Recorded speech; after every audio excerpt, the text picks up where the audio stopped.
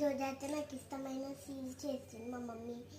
మా laddu friend birthday, అందుకే వచ్చి కేక్ కట్ చేస్తున్నాం.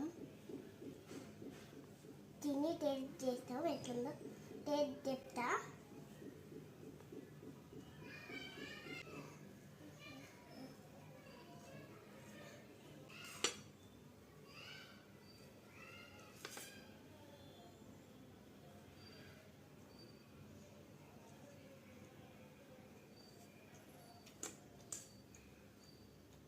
సూపర్. నా వీడియో నచ్చితే లైక్ చేయండి, సబ్స్క్రైబ్ చేసుకోండి. బాయ్.